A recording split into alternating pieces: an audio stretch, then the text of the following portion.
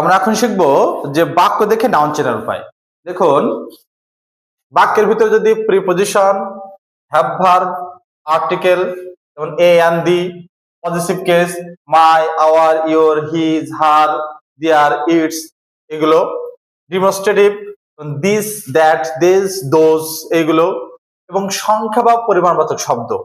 সংখ্যা যেমন no, any, many, few, little, some, more, এইরকম মানে সংখ্যা বা পরিমাণ বোঝায় এমন শব্দের পরে যদি একটি শব্দ থাকে তাহলে সেটা অবশ্যই নাউন হবে। যদি দুইটি শব্দ থাকে তাহলে প্রথমটি হবে অ্যাডজেক্টিভ ও দ্বিতীয়টি হবে নাউন। তবে তিনটি শব্দ যদি থাকে তাহলে প্রথমটি অ্যাডভার্ব, দ্বিতীয়টি অ্যাডজেক্টিভ ও তৃতীয়টি হবে নাউন। আমরা একটু এক্সাম্পল দেখি, যেমন হি ইজ মাই ফ্রেন্ড। এখানে বলা হয় যদি ফ্রেন্ড কোন পার্টস অফ স্পিচ।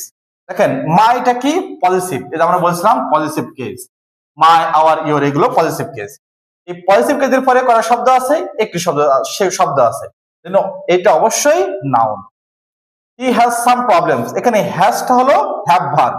আমরা এখানে লিখেছিলাম হ্যাভ ভার্ব। হ্যাভ ভার্ব কয়টা? তিনটা, হ্যাভ, হ্যাজ, হ্যাড।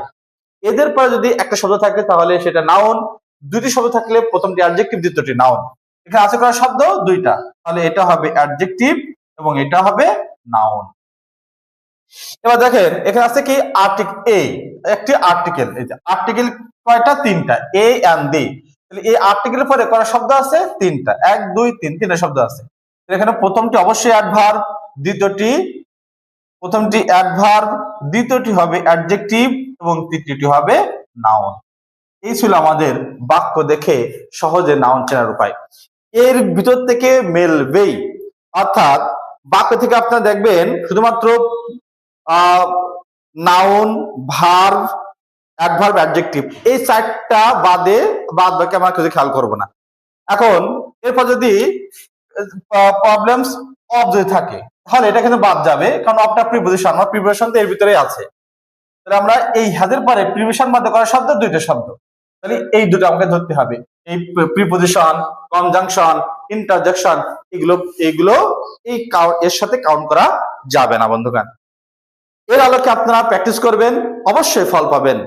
আর যদি কোনো সমস্যা হয় প্রশ্ন করবেন, সরাসরি কল করেও জানতে পারবেন এবং কমেন্টেও লিখে আপনারা প্রশ্ন করতে পারবেন। আশা করি আপনাদের সব রকম কোশ্চেন আমাদের লেকচার থেকে হুবহু আপনারা কমন পাবেন ইনশাআল্লাহ, মানে মিলে যাবে আমাদের লজিকের সাথে, এবং আমাদের লেকচারের সাথে সব প্রশ্ন আপনি কমন পাবেন, মিলিয়ে পাবেন ইনশাআল্লাহ। তো বন্ধুগণ, এই হলো বাক্য দেখে নাউন চেনার উপায়। এবার আমরা শিখবো যে কখন কাউন্টেবল নাউন বসে কিসের পরে, আনকাউন্টেবল নাউন গুলো পরে কিসের পরে, কোন ডিটারমিনার গুলোর পরে। তাহলে এখন আমরা দেখব position of countable and uncountable noun. দেখেন many, few, a few, several, এরপরে সর্বদা প্লুরাল কাউন্টেবল নাউন বসে। অর্থাৎ যখন এগুলো থাকবে এরপরে যে নাউনটাই হবে না কেন সেটা অবশ্যই প্লুরাল এবং কাউন্টেবল নাউন হতে হবে। এবং মাছ, লিটিল, এ লিটিল, এরপরে সর্বদা সিঙ্গুলার আনকাউন্টেবল নাউন বসবে। অর্থাৎ এদের পরে যে নাউন থাকবে সেটা অবশ্যই আনকাউন্টেবল নাউন হতে হবে। তার ব্যতিক্রম অনলি তিনটা মনে রাখবেন, এ লট অফ, সাম, এনাফ। এরপরে উভয় প্রকার নাউনে বসতে পারে, অর্থাৎ যদি কাউন্টেবল নাউন বসে সেটা হবে প্লুরাল কাউন্টেবল নাউন, যদি আনকাউন্টেবল নাউন বসে সেটা হবে সিঙ্গুলার আনকাউন্টেবল নাউন। অর্থাৎ এই তিনটি শব্দের পরে, তিনটি ডিটারমিনার পরে যে প্লুরাল কাউন্টেবল নাউন অথবা সিঙ্গুলার আনকাউন্টেবল নাউন, এই উভয় প্রকার নাউনই বসতে পারে। বন্ধুগণ, আজ এই পর্যন্ত শেষ করব। নেক্সট ক্লাস অবশ্যই গুরুত্বপূর্ণ ক্লাস, যেটা হবে যে কিছু নাউন আছে যেগুলো আনকাউন্টেবল কিন্তু শেষে এস থাকে এবং ভার্বটা প্লুরাল হয়, আবার সেগুলো আনকাউন্টেবল নাউন। আবার কিছু নাউন আছে যে দেখে মনে হয় যে না এটা কাউন্টেবল, যেমন ধরুন ফার্নিচার, দেখে মনে হবে কি এটা কাউন্টেবল, কারণ ফার্নিচার গোনা যায়, অনেকের ধারণা যে গোনা যায়।